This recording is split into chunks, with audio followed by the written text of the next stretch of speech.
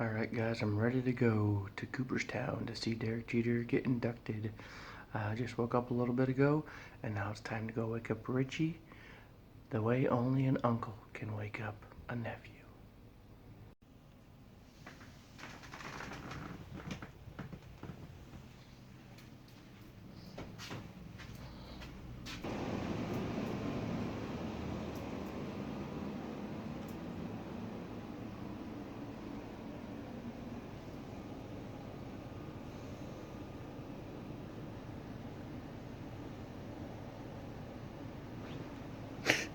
Derek Jeter said wake up. Let's go. Alright guys, this is Richie in the morning. He wakes up like a teenage girl. But still pretty. I gotta go do my makeup now. Alright everybody, we are on our way to Cooperstown. There's Richie in the back. I don't know if you can see him or not. There he is. I'm not sleeping this time. This is one of my best friends in the whole world. Her name's Bobby Joe. We call her Peaches because she's sweet like a peach and a little bit fuzzy too. Anyways, yeah, so we're on the back road, driving through the country, getting ready to go see Derek. Here, I'll give you guys a quick view. Woo. And that's about all you see the whole time we're driving. Literally all the way to Cooperstown. So, see you guys in a second. Come on, Josh! Jesus! Sorry guys, you shouldn't video and drive. Come on, baby! Let's go chillin' with the boom. Come on, baby! Come on, baby! I can smell a pig from a mile away. Alright guys, we made it to Cooperstown. Now I'm going to show you where I get all my autographs. Alright, this is generally where I sit at 5:30 in the morning. There's a tee right here on this wall, and the players come and this is the 9th hole, I believe. Players come and play golf. They tee off right there, and then they go up and around, which you guys can't see, and then they come back around here, and this is the 3rd green here. That's where I usually get my autographs. I brought some balls today just in case I get lucky. They're not playing golf. Usually on induction day they don't play very much golf. These guys right here are a couple autograph hounds, you can see. They usually don't play golf on induction day, or if they do, only a couple play, and they usually get done pretty early. So this is kind of the original drive into Cooperstown here. You got the golf course right here where the players play, so pretty cool. Here's the old Farmers Museum, which is also very cool. And there's an old Land Rover, a Toyota Land Cruiser, very cool. Nice car, there you go, all right. This whole strip right here, all the way down on the left-hand side, there's usually people trying to get autographs because there's greens and tees the whole way down. So this is the hotel where everybody stays, all the ball players. Autograph guests.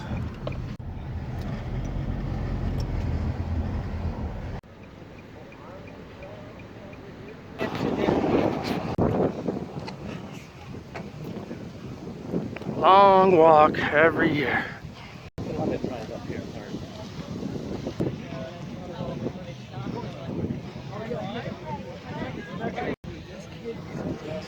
Best player on the team. Get on TV.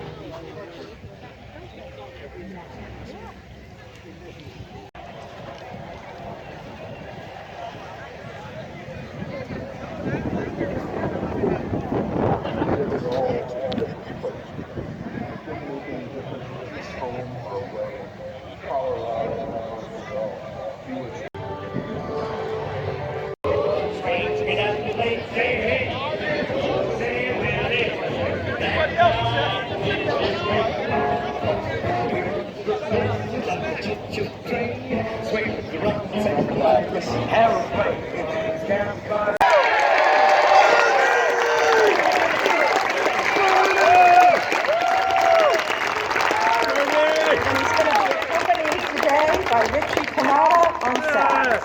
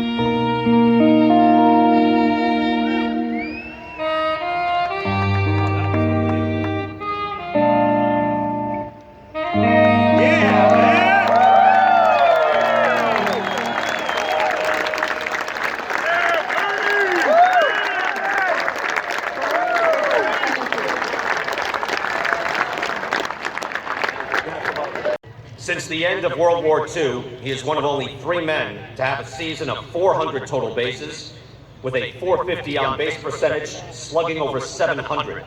He was the National League MVP in that historic 1997 season.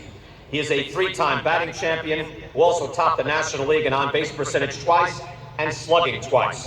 An all-around great player who could field, run the bases. Please welcome Hall of Famer Larry Walker.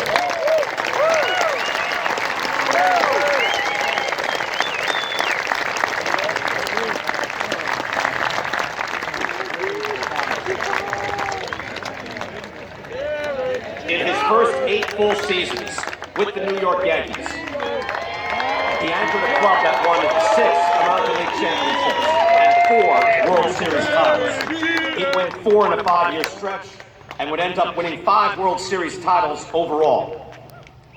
He would lead the American League in hits at the age of 25 and again at the age of 38. He is still the all-time playoff leader in hits, total bases, singles, doubles, runs, plate appearances, and games played. Let's welcome the Yankee Hall of Famer, Derek Jeter.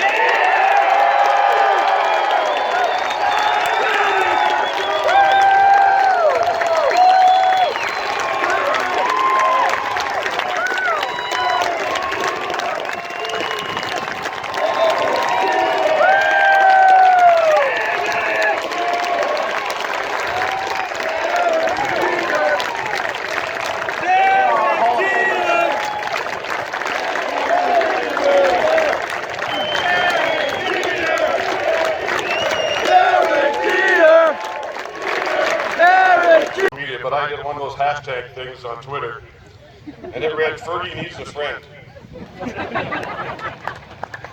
I was, of course, referring to Ferguson Jenkins, who was the only Canadian in Cooperstown.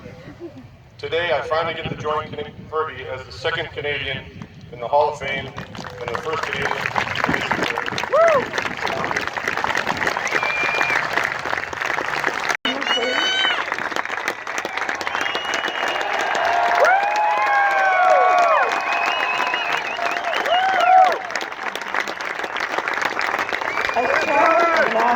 The Hall of Fame. It is my honor, Derek, to welcome you into the Hall of Fame family and to ask the Commissioner to please read the inscription on your plaque.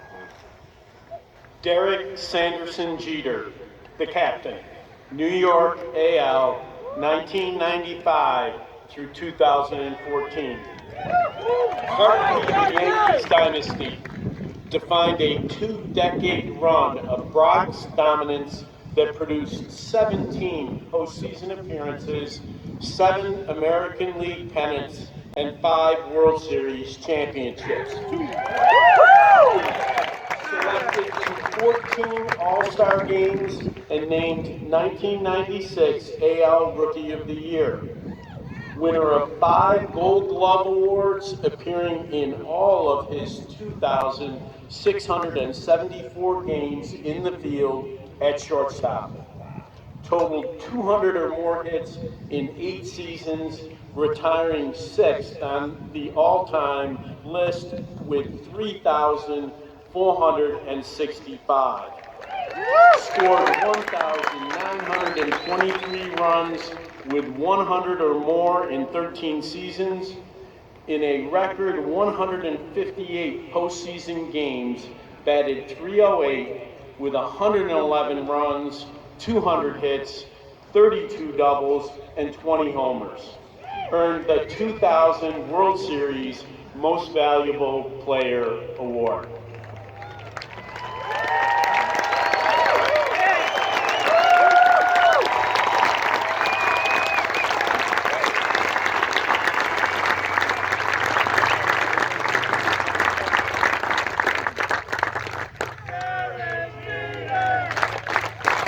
Derek Jeter!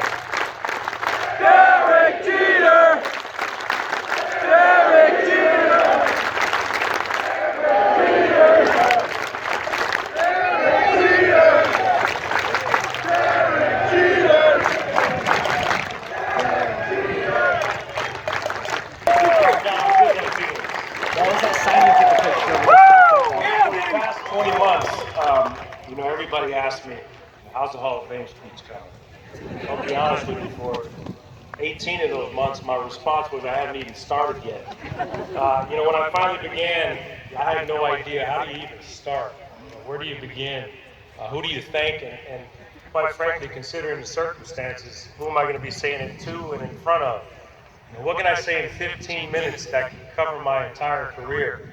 You want to say something meaningful, impactful, and memorable. Finally, I just said, stop overthinking it, man, and just write down how you feel. So let me start by saying congratulations. Congratulations to Larry, Ted, and the late Marvin Miller. I mean, I'm so honored to be inducted with you guys and linked with you forever. Major League Baseball Hall of Fame Class of 2020. Thank you to the baseball writers, all but one of you who voted for me.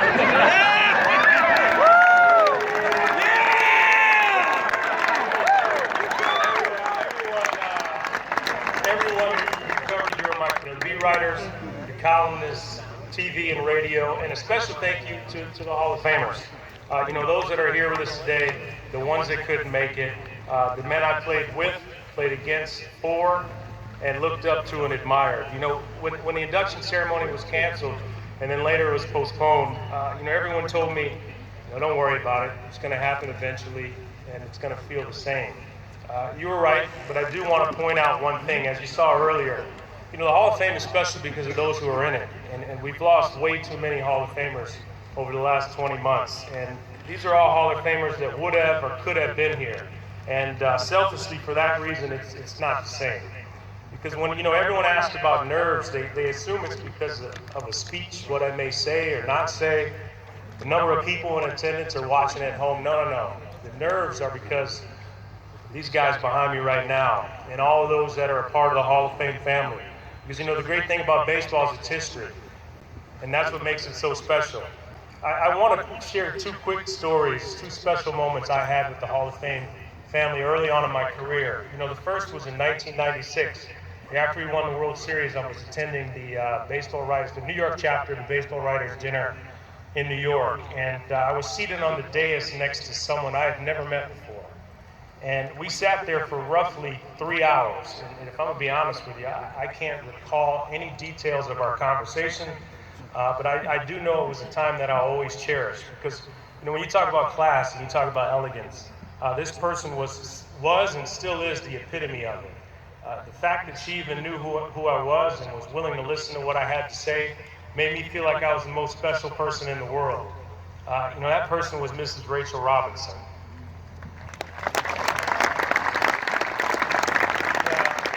Second moment was in 1999 when I was at the All-Star game in Boston. And the pregame, they were honoring the All-Century players. So all the players past and present were gathering around Ted Williams so he could throw out the first pitch. And I sort of just hovered around the back because, quite frankly, I was in awe and I didn't want to get in the way. I felt a tap on my shoulder. I turned around and someone told me, I wanted to meet you. And I said, you wanted to meet me? That was the very first time I met the great Hank Aaron. Now, you might wonder what's the reason I bring these moments up. It's because these two moments in particular is when I realized that it's more than a game in just a sense. The greatest people and players in this game, the Hall of Fame family, they're watching. So I wanted their approval. During my career, I wanted to make Mrs. Robinson proud. I wanted to make Hank Aaron proud. I wanted to make all you behind me proud, not of statistics, proud of how I played the game, how I carried myself, and how I respected the game and those before and after. I was first introduced to competition in the game of baseball by my dad. I vividly remember going to watch him play shortstop for his corporate softball team. And I don't think I ever told him this, but I was amazed at how good he was, and how he stood out in front of everyone else, above everyone else. He was my first idol, wanting and watching and wanting to be my dad. Him sitting me down afterwards and educating me, about the history of the game, how to play, and more importantly, how to win. And then afterwards, he'd pull out and show me, his scrapbook from college to prove to me he knew what he was talking about. Now, there's a lot of people listening, so I'm not going to divulge how many pages you had in your scrapbook here today. But, ultimately, it boils down to you have a dream, you believe in that dream, you surround yourself with people who are going to encourage you, support you, challenge you, be honest with you, and help nurture that dream. It started with my family, but it included so many more.